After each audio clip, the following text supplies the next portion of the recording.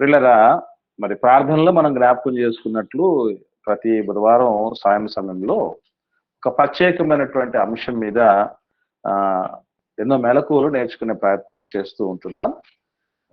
ఈ క్రమంలోనే బైబిల్ గ్రంథాన్ని మనం చదువుతున్నప్పుడు కొన్ని మన సాధారణ జీవితంలో కానివచ్చు, లేదా మనం చదువుతున్నటువంటి అనేక రకమైన మన చదువులు ఉంటున్నాయి. తర్వాత వార్తాపత్రికలు కావచ్చు, మనుషులు రాస్తున్న అనేకమైనటువంటి పుస్తకాలు కావచ్చు, ఇలాంటివన్నీ చదువుతున్నప్పుడు ఎప్పుడు కూడా కనబడని కొన్ని ప్రత్యేకమైన పదాలు ఉంటాయి. సో అటువంటి పదాలను మనం ఏ రీతిగా వాటి యొక్క అర్థాలని గ్రహించాలి, దీని కొరకు ఏ రీతిగా మనం వేటి తీసుకుంటే మనకు మేలవుతుంది అన్న విషయం నేర్చుకునే ప్రయత్నం చేద్దాం. గత కాలంలో ఇటు పాఠం ఎవరన్నా విన్నారా? గత కాలంలో మీలో ఎవరైనా ఇటు పాఠం ఏమైనా విన్నట్టు ఏమైనా అనిపిస్తుందా? బ్రదర్స్ సిస్టర్స్ గారు మళ్ళీ చెప్పండి నా. స్పందించండి దయచేసి. ఇప్పుడు మన బైబిల్ గ్రంథంలో పాత నిబంధనలు కావచ్చు, కొత్త నిబంధనలు కావచ్చు, కొన్ని అస్సలు ఎప్పుడు విననట్లుగా, ఎప్పుడు చదవనట్టుగా అనిపించే కొన్ని పదాలు ఉంటాయి. వాటికి అర్థాలు కూడా మనకు తెలియదు. వాటిని చదువుతున్నప్పుడు అలా మనం స్కిప్ చేస్తూ వెళ్ళిపోతాం తప్ప దీని సంగతి ఏమై ఉందో అనేది తెలుసుకుందాం అన్నటువంటి ఆలోచన కూడా చేయం. అలాంటి పదాలకు సంబంధించినటువంటి మనం అర్థాలను ఏ విధంగా తెలుసుకోవాలి? ఇప్పుడు మానవుడు రెండు రకాలైనటువంటి రూపాల్లో బేసిక్ గా ఒక విషయాన్ని మన ముందు తీసుకుని వస్తాడు. అదేంటంటే ఇప్పుడు తెలుగు భాష అనుకోండి. తెలుగులో రెండు ప్రధానమైనటువంటి విభాగాలు ఉన్నాయి, పద్య భాగం, గద్య భాగం అని. ఈవెన్ మనం చదువుకునేటప్పుడు కూడా తెలుగులో పద్య భాగం ఒకటి ఉంటుంది, గద్య భాగం అని ఒకటి ఉంటుంది. గద్య భాగం అంటే స్టోరీ అలాగా ఉంటుంది, మనం ఈజీగా అవన్నీ తీసుకోవచ్చు. పద్యభాగం అంటే ప్రతి పదములో కూడా మనం సాధారణమైనటువంటి రీతిలో పదాలు అయి ఉండవు. అవి వాటి ప్రతి పదానికి అర్థము లేదా తాత్పర్యము, భావం అనేది ఉంటుంది, దాని ప్రత్యేకంగా ఉంటుంది.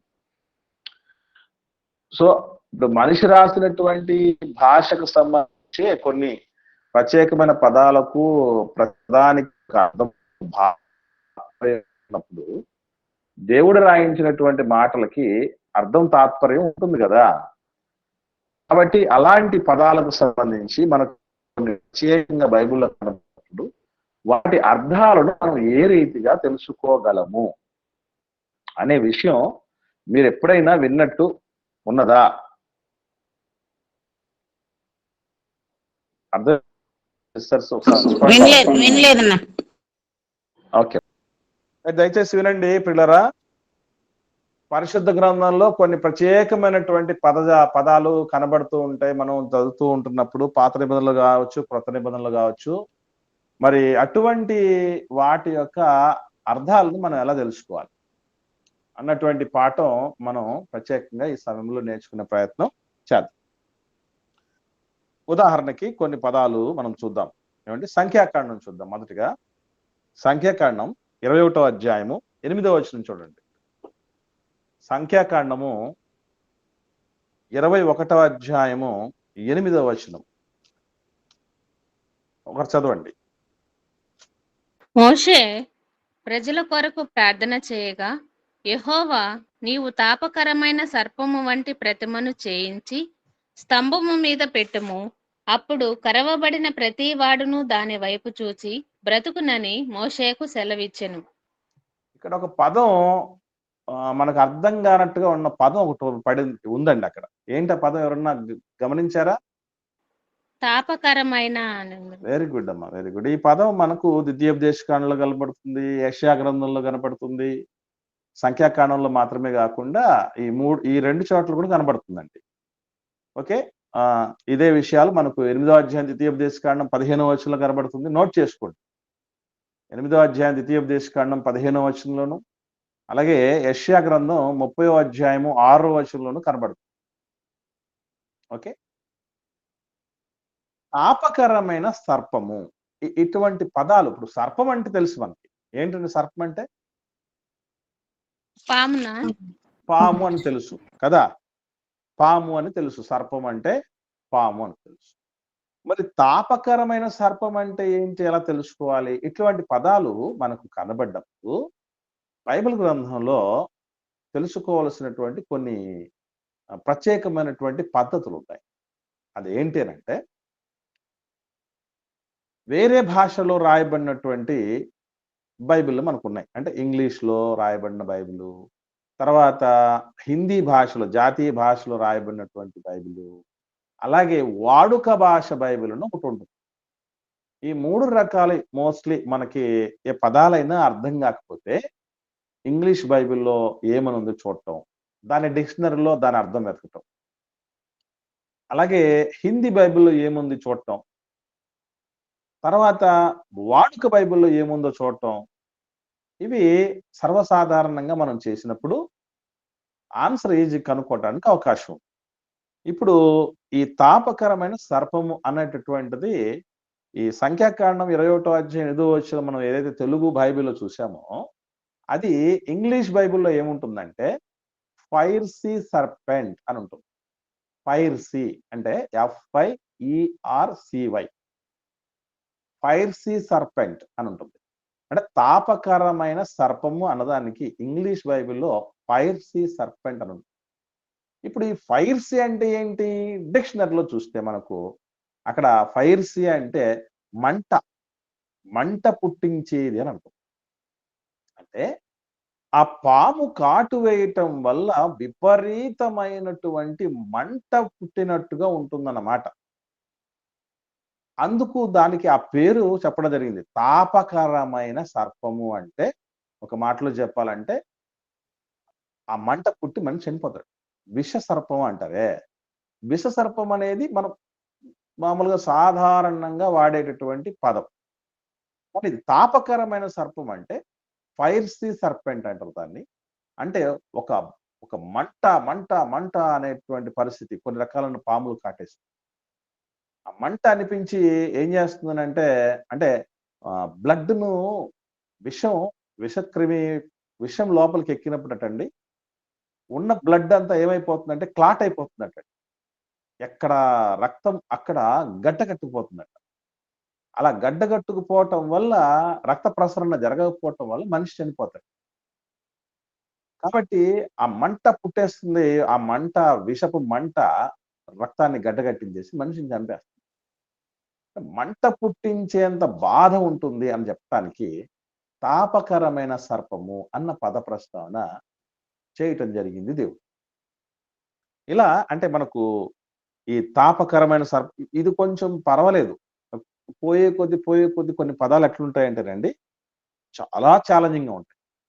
చాలా కష్టంగా ఉంటాయి. అలాంటి కొన్ని నేను మీ ముందుకు తీసుకొనొస్తాను. చూడండి. 28వ అధ్యాయం ఇర్మీయా గ్రంథం.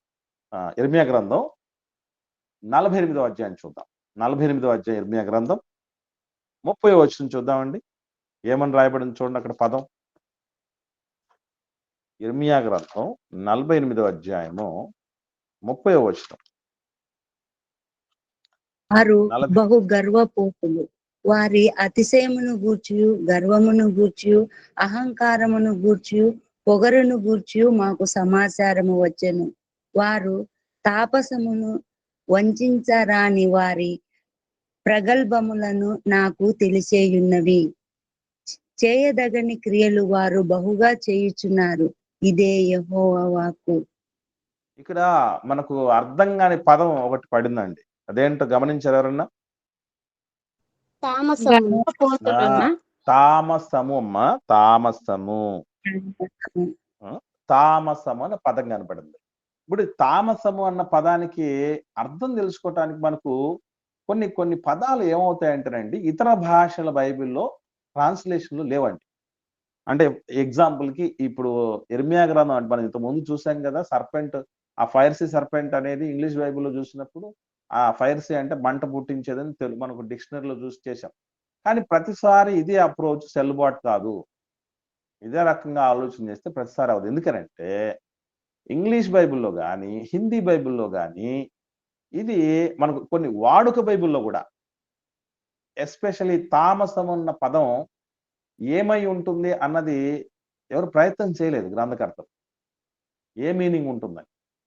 కానీ తెలుగు భాషలో సాహిత్యం కొంత ఉంటుంది. అది ఎప్పటికైనా మర్చిపోకండి. మనకు చచ్చిపోయేలోపు ఏ మనిషి కూడా ఒక్క భాష మీద 100%, ఒక్క భాషే, ఎక్కువ భాషలు కూడా కాదు, ఒక్క భాష మీద 100కి 100 పాలు కూడా 100కి 100 పాలు ఏ ఒక్కరు పట్టు సాధించలేరట. ఎందుకంటే మనకు సూర్యరాయ ఆంధ్ర నిఘంటు ఇది ఒకసారి గుర్తుపెట్టుకోండి. ఎవరన్నా మీకు చేతనై మీకు శక్యమైతే తెచ్చి పెట్టుకోండి, సాధించుకోవటానికి ప్రయత్నం చేయండి. సూర్యరాయ ఆంధ్ర నిఘంటు అనేది ఒకటి ఉంటుంది. అది 17 వాల్యూమ్స్ ఉంటాయటండి. ఒక వాల్యూమ్లో ఆ నుంచి ఒక 6 అక్షరాలు లేదా 7 అక్షరాలు అంతవరకే ఒక వాల్యూమ్లో ఉండేది. అంటే అది కూడా ఒక వాల్యూమ్ అనగానే 1000 పేజీలు ఉంటుందట. తెలుగు భాషకు సంబంధించి ఆ ఈ ఉ ఈ 5 లేదా 6 అక్షరాలకు సంబంధించి 1000 పేజీలలో సమాచారం ఉంటుందట.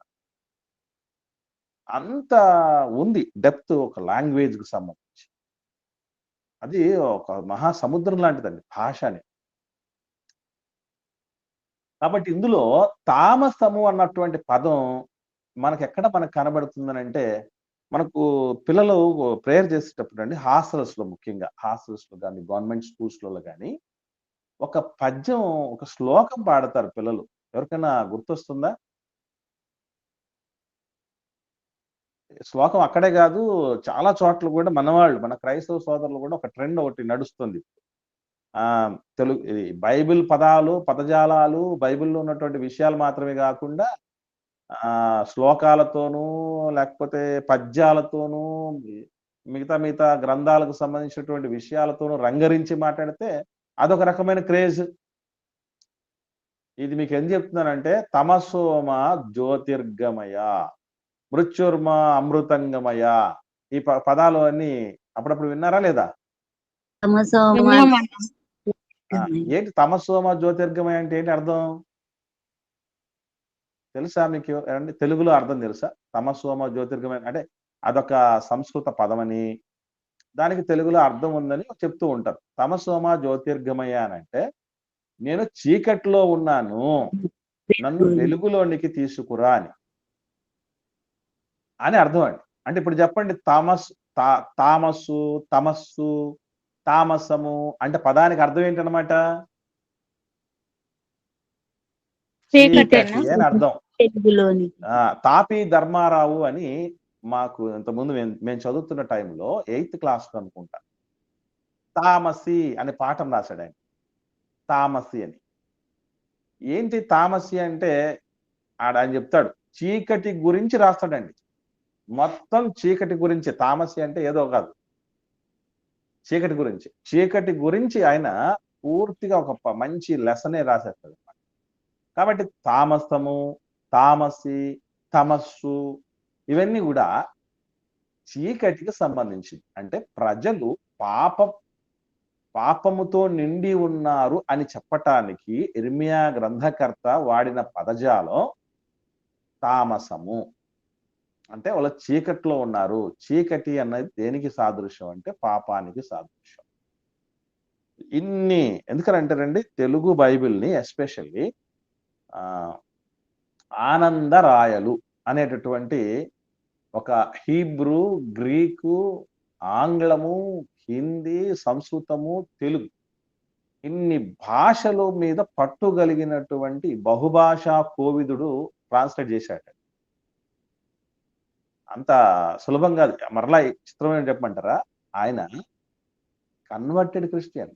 అంటే ఒక సద్బ్రాహ్మణుడిగా ఉన్నటువంటి వ్యక్తి, అన్ని బహుభాషలు తెలిసినటువంటి వ్యక్తి కన్వర్ట్ అయ్యి, నా దేవుడు జీవము కలిగిన దేవుడి యొక్క సత్యం ఇక్కడ సమాధి అయిపోకూడదు, ఇది అనేకులకు చేరువైపోవాలనే ఉద్దేశంతో ఆయన ట్రాన్స్లేషన్ సంబంధించినటువంటి బాధ్యతలు తీసుకోవటం జరిగిందట. అందుకే కొన్ని పదజాలాలు మనకు చాలా ఆశ్చర్యం కలిగిస్తాయి. బైబిల్లో రాయబడిన కొన్ని పదాలు ఎలా అనిపిస్తాయి అంటే, కొన్ని ఎగ్జాంపుల్స్ మీ ముందు పెడతాను చూడండి. పరమగీతం చూడండి. పరమగీతం ప్రసంగి గ్రంథం తర్వాత పరమగీతం ఉంటుంది కదండి. ఒకసారి 5వ అధ్యాయము 11వ వచనం చూడండి. పరమగీతము 5వ అతని అధ్యాయము శిరస్సు 11వ వచనం. చదువు తల్లి. వంటిది అతని శిరస్సు అతని శిరస్సు అపరంజి వంటిది, అతని తల వెంట్రుకలు కాకపక్షముల వలె కృష్ణవర్ణములు. చదవ చాలమ్మా చాలు. అవి ఇక్కడ ఇక్కడ ఇక్కడ 2 పదాలు కనపడుతున్నాయి చూడండి. అర్థం కాని, మనం సాధారణంగా వాడని పదాలు 2 కనబడ్డాయి. 5వ అధ్యాయం ఈ పరమగీతంలో 5వ అధ్యాయం 11వ వచనంలో 2 కొత్త పదాలు కనబడుతున్నాయి. ఏమిటవి? కాకపక్షములు కృష్ణవర్ణములను. వెరీ గుడ్ అమ్మా. ఇప్పుడు మనకు ఏమనిపిస్తుంది అంటేనండి, బైబిల్లో ఎవరి పేరుంది? కృష్ణవర్ణం మేడండి. కృష్ణ. కృష్ణుడి పేరుంది. కృష్ణుడు రాముడి బైబిల్లో పేరు ఎందుకు కూడా వచ్చాడబ్బా? ఏమ్మా? రాము అని కూడా ఉందిన్న. ఉందమ్మా. మనకు ఓల్డ్ టెస్టిమెంట్ లో ఆ విషయం కూడా ఉందమ్మా. రాము వంశీయుడు అని రాము అనే పేరు ఉంది. ఇప్పుడు ఇవన్నీ మన వాళ్ళకి ఎవరికైనా దొరికాయి అనుకోండి, కొంతమంది మన సోదరులు, అంటే మనం పెద్దగా చెప్పుకుంటే కడుపు దించుకుంటే కాళ్ళ మీద పడుతున్నట్టు బైబిల్లో కృష్ణుడు కూడా ఉన్నాడని కూడా చెప్తారు. ఎందుకంటే ఈ మధ్యకాలంలో ఒక రకమైన ఈక్వేషన్ తీసుకొని వచ్చారు, మీకు తెలుసో తెలియదు. క్రైస్ట్ కృష్ణ 2 ఒకటే రకంగా పలుకుతాయట. కాబట్టి కృష్ణుడే క్రీస్తట, క్రీస్తే కృష్ణుడట. ఆయన జన్మ విధానము ఈయన జన్మ విధానం ఒకటే అని కూడా చెప్తున్నారు. అదేనమ్మా, పోలికలు. యేసు ప్రభు జన్మించిన టైంలో వధ జరిగింది కదమ్మా, చిన్నపిల్లల వధ. ఈయన జన్మించిన టైంలో కూడా వాళ్ళ మామయ్య శిశుపాలుడు ఆయన చంపాలని చూశాడని ఈ కంపారిజన్స్ చాలా ఉన్నాయి. అలా కొన్ని పరిస్థితులను బట్టి ఆయన యేసు ప్రభుల వారు కృష్ణుడు ఒకటే, ఏదో అనుకోకండి, కృష్ణతత్వమే క్రీస్తు తత్వము, క్రీస్తు తత్వమే కృష్ణతత్వం అని కూడా చెప్పిన వాళ్ళు ఉన్నారు. ఎస్పెషల్లీ మన రంజిత్ ఓఫిర్ గారు అయితే, నాకు దేవుడు శక్తినిస్తే భారతదేశంలో ఉన్నటువంటి ప్రతి ఇంటికి నేను దేని పంచుతానని చెప్పాడు తెలుసా అండి? ఎవరికైనా విన్నారా ఆ విషయం? భగవద్గీతను పంచుతానన్నాడు ఆయన. ఎందుకనంటే ఇలాంటి వాళ్ళు కూడా ఉన్నారు, ఇటువంటి పైత్యం ముదిరినటువంటి వాళ్ళు కూడా ఉన్నారు. చిన్నకాయ వాసన వస్తుంటేనే అమ్మా మీరు మ్యూట్ లో పెట్టుకోండి అమ్మా. రైట్. ఇప్పుడు కృష్ణ అనేటటువంటి పేరు వ్యక్తికి సంబంధించింది, ఏదో హైందవులకు సంబంధించినటువంటి వైదిక మతానికి సంబంధించినటువంటి పేరు కాదండి. ఆ ఉద్దేశంతో కాదు రాయబడింది అక్కడ. ఇదే విషయం మనకి ఏముంటుంది అని అంటే, ఇంగ్లీష్ బైబిల్లో చూస్తే ఆ కృష్ణ కాక అన్నారు కదా, కాక పక్షములు అన్నాడే. ఈ కాక కృష్ణ అంటే ఏవో కాదు. కాక అన్న పదాన్ని రావెన్ అన్నాడు. రావెన్ అంటే ఈ పదం ఎక్కడ వస్తుందో తెలుసండి? కాకుల గుంపు అని అర్థం. కాకోలములు, ఇది మనకు కెరీతు వాగు దగ్గర ఉన్నటువంటి ఏలియా గారి దగ్గరికి కాకోలములు వస్తాయి అన్నాడు కదా. కాకోలములు అంటే ఏంటనుకుంటున్నారు? అదొక పదం.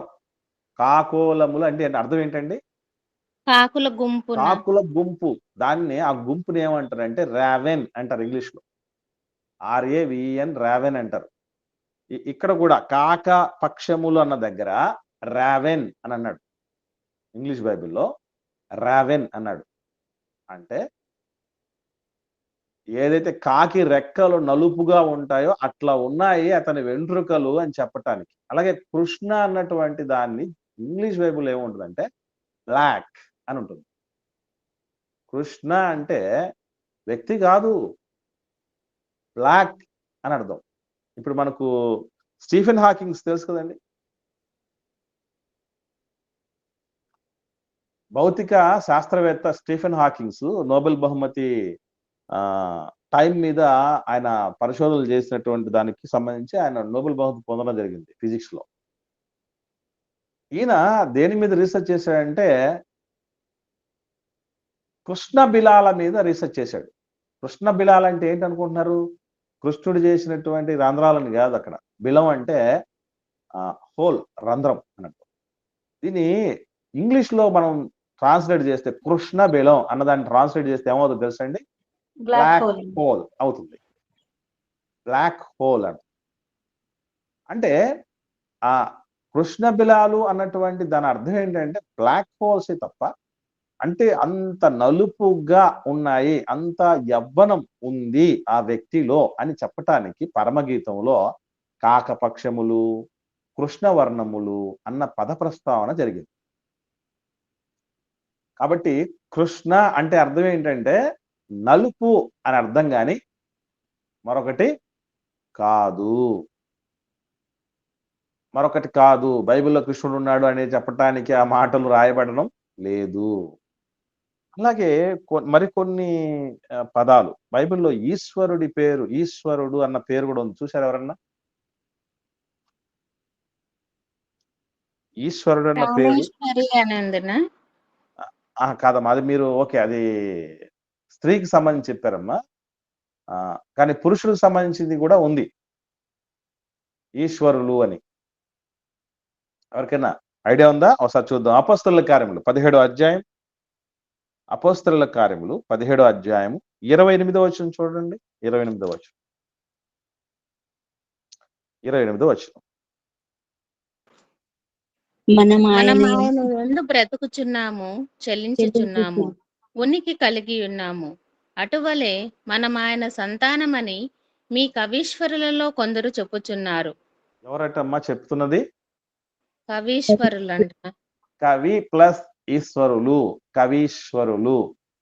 ఈశ్వరుడు కాదు, ఈశ్వరులు అని కూడా ప్రస్తావన చేయటం జరిగింది. అంటే మామూలుగా వాస్తవంగా చెప్పాలంటే ఈశ్వరుడు అన్నటువంటి పదం ఏంటి అంటే హై, గొప్ప కవి అని చెప్పడానికి కవీశ్వరుడు అన్న పదం వాడతారట. అక్కడ మనకు పోయట్స్ అనేటువంటి పదం ఇంగ్లీష్ వైపులో కనపడుతుంది, అంతే, దట్స్ ఇట్. కాకపోతే మీ కవీశ్వరులు అంటే ఎవడో ఉన్న కవులలో నేము ఫేమ్ లేనటువంటి దారిని పోయే దానయ్య లాంటి వాళ్ళు కాదు, చాలా గొప్ప కవులు చెప్పారు ఈ విషయాలు అని చెప్పటానికి తెలుగు బైబిల్ రాసేటప్పుడు కవీశ్వరులు అన్న పదం కనపడింది. అంతే తప్ప ఈశ్వరులు అనే పదం ఉంది కాబట్టి ఇదిగో బైబిల్లో ఈశ్వరుడు ఉన్నాడు, కృష్ణుడు ఉన్నాడు, రాముడు ఉన్నాడు అనేటటువంటి ఆ మ్యాచింగ్ ని, అది ఏమంటారని కాపీ పేస్ట్ అన్నటువంటి పరిస్థితి. ఇప్పటికీ క్రిస్టియానిటీ గురించి చాలా మంది తెలియని వాళ్ళు, అపార్థం చేసుకునే వాళ్ళు ఏమంటారంటే కాపీ పేస్ట్ మతం అన్నారు. విన్నారా ఈ విషయం? కాపీ పేస్ట్ మతం. ఎందుకనంటే ఇది ఎలా అంటే, ఇప్పుడు హైందవ సోదరులు కొన్ని రకాల మాలలు వేసుకుంటున్నారు. మనకు తెలుసు కదా, గోవిందమాల, భవానీమాల, అయ్యప్ప మాల, ఇలా మాలలు వేసుకుంటున్నారు కదా. క్రైస్తవులు కూడా కొన్ని రకాల మాలలు వేస్తున్నారు, మీకు తెలుసా? ఈ మధ్య చూస్తున్నా యేసుమాల, చూసుకుంటున్నారు, మరియమాల, ఇవి ఉన్నాయి. అంటే ప్రస్తుతానికి వీళ్ళ దగ్గర ఆగిపోయారు. రేపు ఇంకా పైకి ఎక్కువైంది అనుకోండి, పేతురుమాల, పౌలుమాల, యోహానుమాల, యాకోబుమాల, ఇలాంటి మాలలు కూడా వేసేస్తారు. ఇది చూసి చాలా మంది ఏం చెప్తున్నారంటే, ఇంకోటి ఏంటంటే ఈ మధ్యకాలంలో ఈ సినిమా పాటలు, అలాగే హైందవ సోదరులకు సంబంధించిన బాగా ఫేమస్ అయినటువంటి పాటలను కూడా క్రిస్టియన్ పాటలుగా డబ్ చేస్తున్నారు. మీరు ఎప్పుడైనా విన్నారా లేదో? హైందవ సోదరులకు సంబంధించినటువంటి కొన్ని ఫేమస్ పాటల్ని క్రైస్తవ పాటలుగా వాళ్ళు ట్యూన్ సేమ్ అదే ఉంటుంది, కానీ వర్డ్స్ వేరే ఉంటాయి. అలాంటివి కూడా చేస్తున్నారు. ఈ మధ్యకాలంలో సినిమా పాట బాగా హైలైట్ అయినటువంటి ఒక సినిమా పాటను ఊ అంటావా ప్రభువా, ఊహు అంటావా ప్రభువా అని పాట కట్ట. అంటే ఇవన్నీ చూసే ఏమంటున్నారంటే కాపీ పేస్ట్ మతం గలరా మీరు, మీకంటూ ఒక ఓన్ ఐడియాలజీ లేదు అని మాట్లాడుతున్నారు. దీనంతటి కారణం ఏంటంటే, బైబిల్లో ఏదన్నా ఇట్లాంటి పదాలు కనబడ్డాయంటే ఎందుకు ఆ పద ప్రస్తావన జరిగింది? కృష్ణ అని ఉంది, ఎందుకు ఉంది అక్కడ? అది కృష్ణుడి కోసం రాయబడిందా, లేకపోతే దానికి ఏమైనా అర్థం ఉందా? లేదా ఈశ్వరులు అని ఉంది, ఈశ్వరులు అంటే ఈశ్వరుడి కోసం మన ఇతర వేరే విశ్వాస దేవుళ్ళకు సంబంధించిన పదం, అది రాము అన్న పదం ఉంది, అది రాముడికి సంబంధించిందా? ఇవి మనకు అర్థం కావాలి పిల్లరా. తెలుసుకోకపోతే అదే పాండిత్యం, బైబిల్ పాండిత్యం అనేది ఇటువంటిది చాలా అవసరం. ఎస్పెషల్లీ బైబిల్ గ్రంథాన్ని నేర్చుకునేటప్పుడు గురువు అత్యంత ఆవశ్యకం. గురువు లేని విద్య గుడ్డి విద్య అనేది బైబిల్ విషయంలో చాలా చాలా చాలా కరెక్ట్. ఎందుకనంటే మేము దీక్షగా నేర్చుకున్నటువంటి ఎన్నో తీక్షణంగా నేర్చుకున్నటువంటి విషయాలు ఎన్నో ఉన్నాయని మేము భ్రమపడేవాళ్ళం. కానీ సంవత్సరాలు గడిచి కొద్ది చదివే కొద్ది మాకేం అర్థమవుతుందంటే, ఓహో! మనం ఇంకా చాలా వెనకబడి ఉన్నాం. ఎన్నో తెలియకుండానే అన్నీ తెలిసాయన్న భ్రమలో ఉన్నాము అని అనిపించింది మాకు. కారణం ఏంటంటే ఇదింతే. తోడే కొద్దీ ఊరెడి బుగ్గ అంటారే. ఊరెడి బుగ్గ అంటే ఎన్ని తోడితే ఏమాత్రం అయిపోతాయండి? అలా ఎన్నెన్నో వెళ్ళిపోతూ ఉంటాయి. కాబట్టి ఇవన్నీ మనకు తెలియకపోతే మన ఇష్టం. ఈ తాపకరమైన సర్పం అనంటే ఏదో తాపలు మెట్లు అనుకోవటం. లేకపోతే ఇదిగో ఈ తామసం అంటే ఇదేదో ఇంకొక రకమైనటువంటిది రకరకాల అనుకోవటం. అలాగే ఈ కృష్ణవర్ణము, కాకవర్ణములు, కాకోలములు, అలాగే కవీశ్వరులు ఈ పదాలకన్నిటికీ మనకు కామన్‌గా ఆలోచన చేయగలిగినటువంటి కనీస జ్ఞానం మనకు అవసరం. అందుకే నేను మీకందరికీ రిక్వెస్ట్ చేసేదేంటంటే, సాధ్యమైతే 1వ తరగతి నుంచి 10వ తరగతి వరకు ఉన్న తెలుగు పుస్తకాలను, వాటిలో ఉన్న సాహిత్యాన్ని, వాటిలో ఉన్న గ్రామర్ అదంతా గూడా ఒకసారి తిరగేయండి. అది మనకు పనికొస్తది. మనకు ఏదో పనికిరాదు అనుకోకండి. నేను చాలా బాధపడ్డానండి ఒక విషయంలో ప్రారంభంలో జాబ్ కోసం ప్రిపేర్ అయ్యేటప్పుడు టీచర్ జాబ్ కోసం.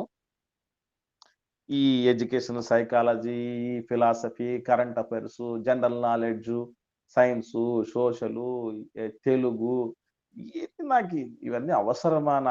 నా గ్రంథాన్ని, నా దేవుడిని, నా పరిచర్యను ఇవన్నీ పక్కన పెట్టేసి ఒక 100 రోజులండి కేవలం ప్రార్థన చేసుకోవటం తప్ప ఏ పని చేయలేదండి. ఎగ్జామ్‌కి ప్రిపేర్ అయ్యే టైంలో ఒక 100 డేస్. నా లైఫ్‌లో ఒక బిట్టర్ డేస్ లాగా ఫీల్ అయ్యాను నేను. అంటే చాలా చేదు దినాల్లాగా. ఎగ్జామ్ కోసం జాబ్ కోసం ప్రిపేర్ అవుతున్నా. నాకప్పుడు అనిపించింది, చాలా బాధ అనిపించింది. ఈ దీనికోసమా నేను ఇన్ని రోజులు పక్కన పెట్టేశాను కదా! ఇది నేర్చుకుంటే ఎంత బాగుంది. కానీ నాకు తెలిసింది ఏంటంటే తదుపరి అప్పటి నుంచి నేను ఏదైతే నేర్చుకుంటూ వచ్చానో జాబ్ కోసం ఏది వేస్ట్ కాలేదండి. ప్రతిదీ పనికొస్తుంది. ఏది వేస్ట్ అవ్వదు. కాబట్టి మనం ఇప్పుడు ఏదైతే నేర్చుకోవాలని మీకు చెప్తున్నానో ఇదేంటిది బైబిల్ చదువుకోండి, బైబిల్ నేర్చుకోండి అని చెప్పకుండా 1వ తరగతి నుంచి 10వ తరగతి వరకు తెలుగు పుస్తకాలు చదువుకోమని చెప్తున్నట్టు మాస్టారు అని మీరు భ్రమపడకండి, బాధపడకండి, అపార్థం చేసుకోకండి. ఇవన్నీ కూడా ఒక మినిమం నాలెడ్జ్, ఆ బుకిష్ నాలెడ్జ్ అని అంటారే, ఆ నాలెడ్జ్ కూడా చాలా అవసరం. లేకపోతే మనం స్కిప్ చేస్తూ పోతూ ఉంటాం. దేవుడు ఊరికే రాయించలేదు.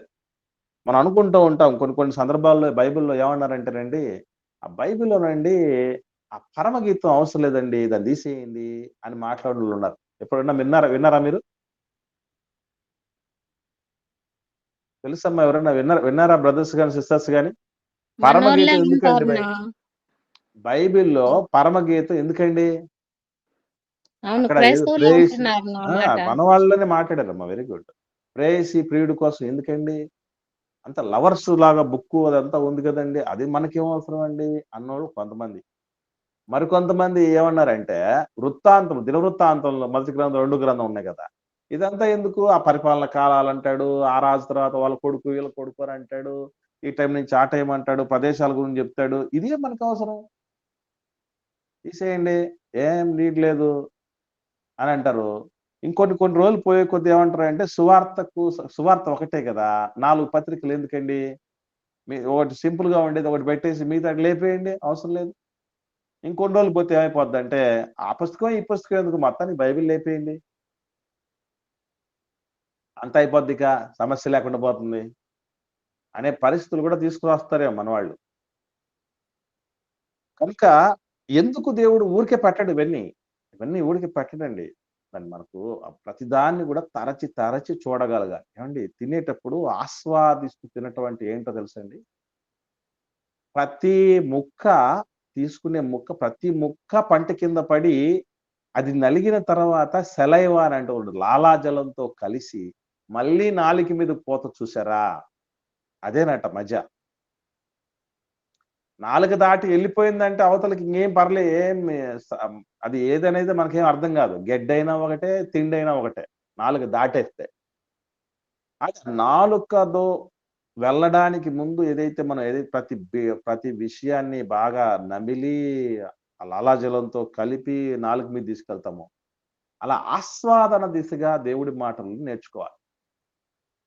నేను చదివేటప్పుడు నేను చాలాసార్లు మీకు చెప్పాను. కొన్ని వచనాలు మాత్రమే ధ్యానించగలుగుతాను నేను. ఎన్నెన్నో ప్రతిసారి ప్రిపేర్ అవుతున్న ప్రతిసారి ఎన్నెన్నో చెప్పాలనుకుని ఎంతెంతో ప్రిపేర్ చేసుకుని వచ్చేస్తాం. కానీ ప్రజెంటేషన్ టైంలో అంత కాదు, కుదరదు. మిగిలిపోతుంది కొంచెం. ఎందుకు అంటే ఆ స్టఫ్ ఉన్నటువంటిది దానిలో ఉన్న ఎసెన్స్ అలాంటిది. మీరు ఎప్పుడైనా చూసారా? అత్తరు చిన్న డబ్బులు ఉంటుందండి కదా. అత్తరు సాహెబ్ను సాయిబు అని అన్నారు. సాహెబు అనేటువంటి పేరుని సాయిబు అన్నారు. ప్రకృతులు వికృతులు కొన్ని ఉంటాయి భాషకు సంబంధించి. ఈ చిన్న బాటిల్ అండి, అది చాలా కాస్ట్లీగా ఉంటది. చుక్క తీసుకొని వేసేస్తే వారం రోజుల వరకు ఉంటుందండి పరిమళం. ఎందుకంటే ఎసెన్స్ అంటది. ఎసెన్స్. బైబిల్‌లో ఎసెన్స్ ఉంది. ఆ ఎసెన్స్ ను మనం బాగా ఒడిసిపట్టగలిగితే, అది మనకు రుచి తెలిస్తేనండి మనం వదిలిపెట్టం. చాలా మంది బైబిల్ చదువుతూ కొంతమంది మంచం దగ్గర ఖచ్చితంగా చాలా మందికి బైబిల్ నేను చూస్తూ ఉంటా. ఎందుకు మంచం దగ్గరే ఉంటది తెలుసండి? ఎందుకు మంచం దగ్గరే ఉంటుంది? ఎవరికైనా మీకు ఐడియా ఉందా? మీ మంచాల దగ్గర కూడా బైబిల్ ఎప్పుడన్నా ఉన్న పరిస్థితులు ఉన్నాయా లేవా? ఎవరు మాట్లాడట్లేదు. చెడ్డ కళలు రాకుండా పెట్టుకుంటారన్న కొంతమంది.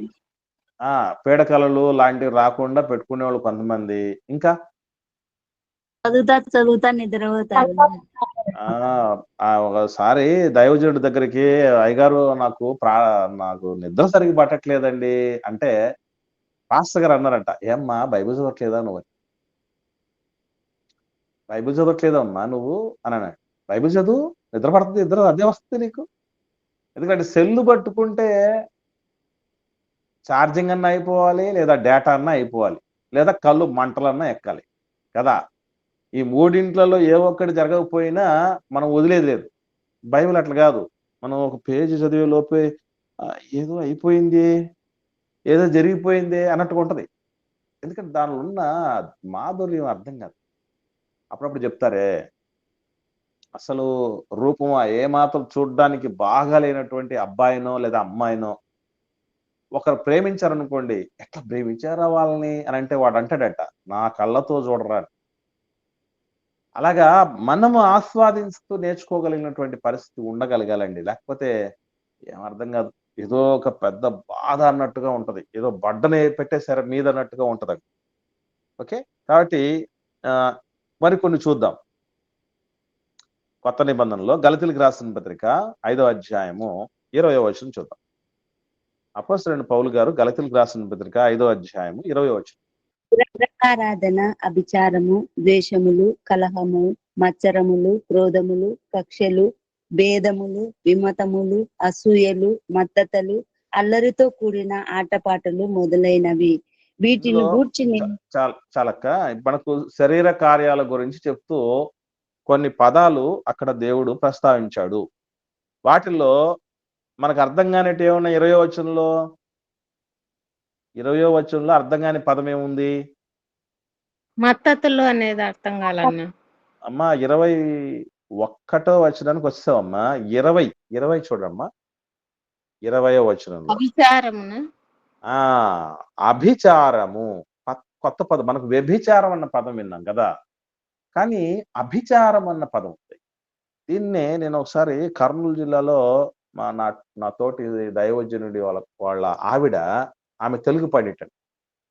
ఆమెను అడిగాను, అక్క మరి మీరు తెలుగు పండిట్ కదక్క, ఒకసారి నేను దీని గురించి తెలుసుకోవాలనుకుంటున్నాను, ఇదేదో అభిచారం అని ఉంది, ఏంటక్క అని అడిగితే ఆమె అన్న మాట ఏంటంటే, అభిచారం అంటే ఏదో కాదు తమ్ముడు, వ్యభిచారం అని చెప్పి.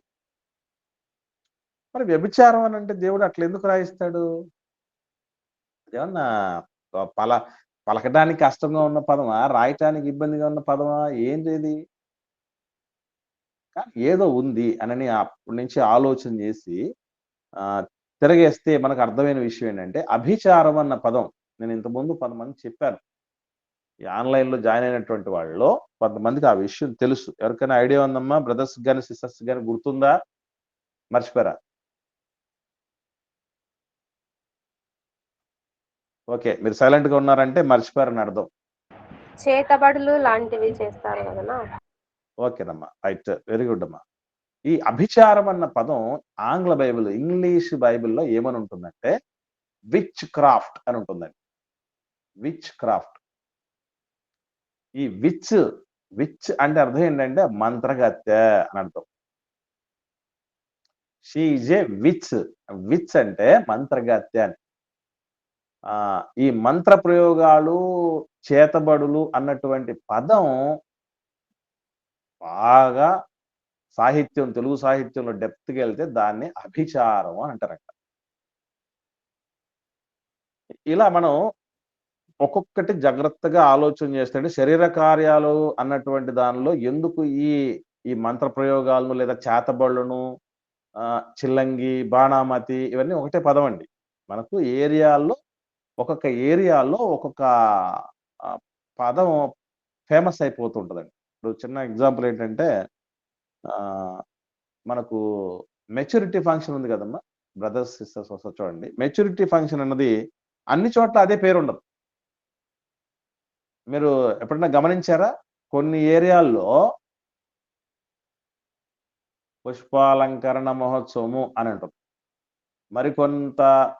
కొన్ని ప్లేసెస్‌లో ఏముంటదంటే రజస్వల వేడుక అని అంటాడు. మరికొన్ని ప్రదేశాల్లో ఓణీల ఫంక్షన్ అంటాడు. అది ఇలా మెచ్యూరిటీ ఫంక్షన్ అనే పేర్లు. ఇంకా చెప్పాలంటే బైబిల్‌కు బాగా దగ్గరైనటువంటి వాళ్ళు ఎవరన్నా చేయాలనుకున్నప్పుడు శ్రీ ధర్మ ప్రారంభ వేడుక అని అంటారు. ఇవన్నీ ఒకటే అర్థమే. కాకపోతే కొన్ని ఏరియాల్లో కొన్ని పద ప్రస్తావనలు చేస్తేనే అర్థమవుతాయి.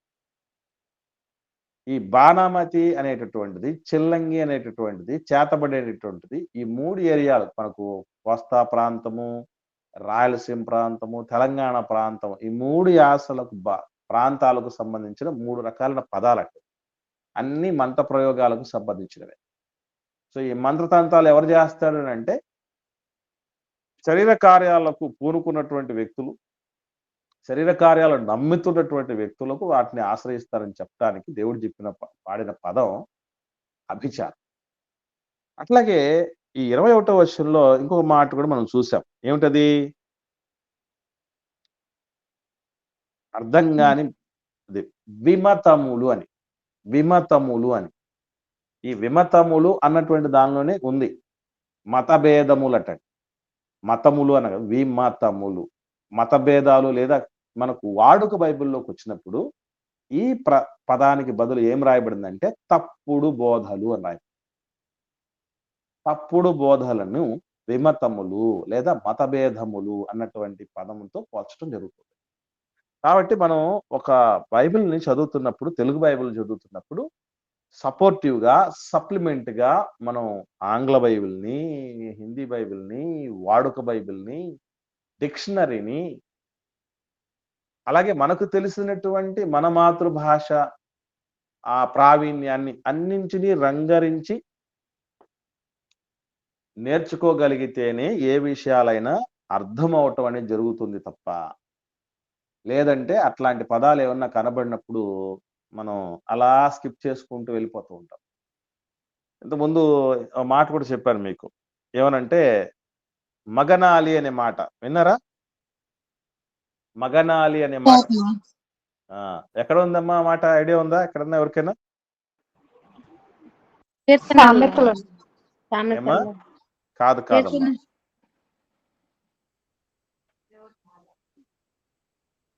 అక్కడ కాదమ్మా. మగనాలి మిక్కిలి విలువైన వేటను వేటాడును అనే మాట మనకు ఎక్కడ ఉంటదంటే కాండాల్లో ఉంటుంది. మగనాలి అన్నటువంటి పదం మనకు కాండాల్లో కనబడుతుంది. ఎవరికైనా ఐడియా ఉంటే చెప్పండి త్వరగా. లేవికాండం అండి. మొబైల్ అమ్మా, లేవికాండం ఎక్కడ చెప్పమ్మా.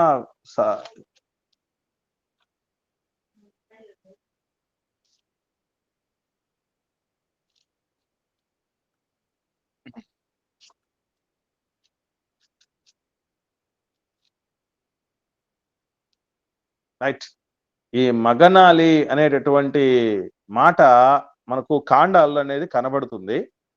ఇది ఏంటి అని అంటే, మగనాలి అన్నటువంటి పదానికి అర్థం ఏదో కాదు, ఒక మగనికి ఆలి అట. అంటే ఒక పురుషునికి భార్యగా ఉన్నటువంటి వ్యక్తిని మగనాలి అన్న పదంతో పలకటం అనేది జరిగింది. అంతే తప్ప ఇదేదో అనుకోకూడదు. ఇలా కొన్ని ప్రత్యేకమైనటువంటి పదాలు మనకు పరిశుద్ధ గ్రంథంలో కనబడుతూ ఉంటాయి. ఇది నేను తర్వాత వచ్చినప్పుడు చెప్తానమ్మా, అది నోటిఫై చేసుకోలేకపోయాను. మగనాలి అన్నటువంటి పదం మనకు ఖచ్చితంగా కాండాల్లో అనేది ఉంది, అది మీకు తెలియపరుస్తాను. ఓకే, సో ఇలా ఒకటి కాదు, చాలా చాలా పదాలు కనబడుతూ ఉంటాయి. రేపు అది మన ఎలీషా గారిని ఏలియా గారు పరిచర్యకి రా అని పిలిచినప్పుడు నేను వస్తాను అని చెప్పి ఆయన కూడా ఏం చేస్తాడంటే ఈ గొర్తినొగలు అనేటటువంటి వాటి చేత విందు చేయిస్తాడు అనే మాట కనబడుతుందండి. విన్నారా ఎవరన్నా? గొర్తినొగలు అనేటటువంటి పదం కనబడుతుంది మనకు. అంటే ఈ గొర్తినొగలు అన్నటువంటి పదానికి అర్థం ఒకసారి చూద్దాం. రాజుల మొదటి గ్రంథం 19వ అధ్యాయం చూద్దాం. రాజుల మొదటి గ్రంథం 19వ అధ్యాయము 20వ వచనం చూడండి. ఒకరు చదవండి. అతడు ఎడ్లను విడిచి ఏలియా వెంట పరుగెత్తి, నేను పోయి నా తల్లిదండ్రులను ముద్దు పెట్టుకుని తిరిగి వచ్చి నిన్ను వెంబడించదనని చెప్పి అతనిని సెలవడుగగా, అతడు పోయి రమ్ము, నా వలన నీకు నిర్బంధము లేదని చెప్పెను. అందుకతడు అతనిని విడిచి వెళ్ళి కాడి ఎడ్లను తీసి వధించి వాటి మాంసమును గొర్తినొగల చేత వంట చేసి జనులకు వడ్డించెను. ఇప్పుడు చూడండి, గొర్తినొగల చేత అన్నాడు. ఏంటి గొర్తినొగలు అనుకుంటే ఏంటనుకుంటున్నారు? అవి ఎద్దులకు రైట్. కాడి పెడతారు దున్నుతారు కదా. కదనా, అది అంటే ఏ వుడ్ మెటీరియల్ ఏదైతే వాడతారో వాటిని కాడి పెట్టి వాడటానికి కాడి మ్రాణులు అని అంటారు అనమాట. గొర్తినొగలు అంటే కాడి మ్రాణులను గొర్తినొగలు అంటారట. కాబట్టి ఇట్లాంటి పదాలు అన్ని కూడా మనకు చాలా డిఫరెంట్ గా ఉంటాయి. శంకా నివర్తికి పోయాడు అని. శంకా నివర్తి పేరున్నారు, చదివారా? చదివినా, చాలా డౌట్ వచ్చింది నాకు అప్పుడు. అవునమ్మా, ఆ శంకా నివర్తికి పోవటం అంటే, శంకా నివర్తికి పోవటం అంటే ఏదో కాదు, టాయిలెట్కి వెళ్ళటం అని అర్థం. అవును. సో ఇలాంటి పదాలు చాలా చాలా మనకి కనబడతాయి. ఇలాంటి కనబడ్డప్పుడు మనం మిగిలినటువంటి భాషకు సంబంధించినటువంటి బైబిల్ గ్రంథాలను సంప్రదించడం, డిక్షనరీని సంప్రదించడం, మనకున్నటువంటి మన మాతృభాషకు సంబంధించినటువంటి నాలెడ్జ్ని అక్కడ రంగనించడం చేయాల్సినటువంటి పని ఉంది. ఓకేనండి. కాబట్టి ఇలాగా చాలా ఉన్నాయి, ఇంకా కొన్ని ప్రత్యేకమైనటువంటి పదాలు ఉన్నాయి. వాటిని మనం ఈ రీతిగా తెలుసుకునేటువంటి ప్రయత్నం చేయాలి. ఇన్ కేసు ఒకవేళ మనకు ఆ నాలెడ్జ్ లేదు, మనకు అర్థం కావట్లేదు, మనకు టైం లేదు అన్నప్పుడు ఏం చేయాలంటే తెలిసినటువంటి వాళ్ళ చేతైనా ఆ సందేహ నివృత్తి చేసుకొని మనం అక్కడే ఆ పదం ఎక్కడైతే మనకు బైబిల్లో చదువుతున్నప్పుడు కనబడుతుందో అక్కడే మనం నోట్ చేసుకోవాలి. ఇంకా వీలైతే మెదడులో గట్టిగా ముద్రించుకోవాలి. చాలా ప్రధానమైనది, ప్రాముఖ్యమైనది. ఓకే అండి. ఇది బైబిల్లోని కొన్ని ప్రత్యేకమైనటువంటి పదాలు, వాటి యొక్క అర్థాలు నేర్చుకునేటటువంటి విధానం. మనం మన పిల్లలకు కానీ తర్వాత మన జూనియర్స్ కానీ ఎవరైనా బైబిల్ చదువుతున్నప్పుడు దీని అర్థం ఏంటి అని అడిగినప్పుడు మనకు తెలిసినటువంటి పరిస్థితి ఉండాలి. ఎందుకంటే గ్రంథం మీద గ్రంథ ప్రజలకు పట్టు ఉండాలి. మనం గ్రంథ ప్రజలు అని రాయబడింది ఏమండి. కాబట్టి మనకు మన గ్రంథం గురించినటువంటి అవగాహన మనకు చాలా అవసరమే ఉంది. అవి కనీసమైనటువంటి అవగాహన లేని పక్షాన బైబిల్ బోర్ అనిపిస్తుంది చదవటం మనకి. నేర్చుకుంటూ ఉండటం ఎప్పుడైతే విషయం అర్థం కాదోనండి అప్పుడు ఖచ్చితంగా విరక్తి కలుగుతుంది. విషయం అర్థమవుతుంది అనుకోండి ఒక్కొక్కటి అక్కడ చిక్కుముడు వీడిపోతూ ఉంటుంది, ఇంట్రెస్ట్ పెరిగిపోతూ ఉంటుంది. ఇప్పుడు మేము బ్యాప్టిజం తీసుకొని రక్షణలోకి వచ్చిన తొలినాళ్ళలో ఉన్న ఇంట్రెస్ట్ కంటే ఎన్నో రెట్లు పెరిగిపోయింది బైబిల్ చదువుతున్నప్పుడు. అలా వదిలేస్తే ఎంతసేపు అయినా నేర్చుకునేటువంటి పరిస్థితులే ఉంటాయి. కాకపోతే మాకు ప్రస్తుతం ఉన్నటువంటి పనులను బట్టో వీటిని బట్టో రకరకాలైనటువంటి భారాలు ఉండడాన్ని బట్టి తక్కువ చదువుతున్నాం. కానీ వాస్తవంగా వదిలేస్తే ఎంతో సమయం మనం వాటి కేటాయిస్తే ఎటుపోతుందో టైం అంత విడమర్చిపోతూ ఉంటుంది, అర్థం చేసుకుంటూ పోతూ ఉండడం జరుగుతుంది. కాబట్టి పిల్లరా ఇలాంటి పదాలు జాగ్రత్తగా మీరు కూడా ఇలాంటివి ఒకసారి మనకు ఒక క్లూ అనేది వదిలేసాం కాబట్టి, హింట్ అనేది ఇచ్చాం కాబట్టి మనకి ఇలాంటి పదాలు మరికొన్ని ఏమన్నా కనపడ్డప్పుడు మన అప్రోచ్ అలా పోయినప్పుడు చాలా సంతృప్తి అనిపిస్తుంది మనకి. ఓకే, ఈ రూట్ లో మనం చెప్పమ్మా. ద్వితీయోపదేశకాండం 22:22 అండి. ఓకేనమ్మా, థ్యాంక్ యూ అమ్మా. మగనాలు అనే పదం ద్వితీయోపదేశకాండం 22వ అధ్యాయము 22వ వచనం కాండాల్లో ఉందని చెప్పాను కదా, అక్కడ ఉంది చూడండి. కాబట్టి అక్కడ ఆ పదం చదవండి సిస్టర్ ఎవరన్నా. ఒకడు మగనాలితో శయనించుచుండగా. చూడండి, మగనాలితో శయనించడం అంటే ఎవరి మగనాలి? ఒక మగనికి ఆలి, ఒక మగని భార్య అని అర్థం అండి. కాబట్టి అదనమాట. అలా తెలియలేదు అనుకోండి, మగనాలతో శయనించడం అంటే ఏంటి మగనాలి అనేటువంటిది అర్థం కాదు, పిచ్చిపట్టిపోతుంది.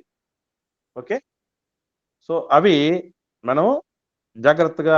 Thank you sister once again. ఇవండి విషయాలు. కాబట్టి ఇలాంటి పదాలు కొన్ని పదాలు మరికొన్ని నేర్చుకొని మనం డౌట్స్ 1 by 1 క్లియర్ చేసుకుంటూ చాలా మందికి క్లియర్ చేయడానికి సిద్ధపడుతూ గ్రంథం మీద అంటే బైబిల్ పట్టుకోవటమే కాకుండా బైబిల్ మీద పట్టు సాధించేటటువంటి దిశగా మనం సాగాలి. ఈ విషయాన్ని గుర్తుంచుకొని ప్రతి ఒక్కరూ కూడా పరిశుద్ధ గ్రంథం యొక్క పరిపూర్ణ అవగాహనతో మన సందేహాలు నివృత్తి చేసుకుంటూ మరింత ఆస్వాదిస్తూ అనేకుల్ని ఆ దిశగా నడిపించుతుము గాక. ఆమెన్. ఎవరికైనా ఏమన్నా సందేహాలు ఉంటే దయచేసి అడగండి.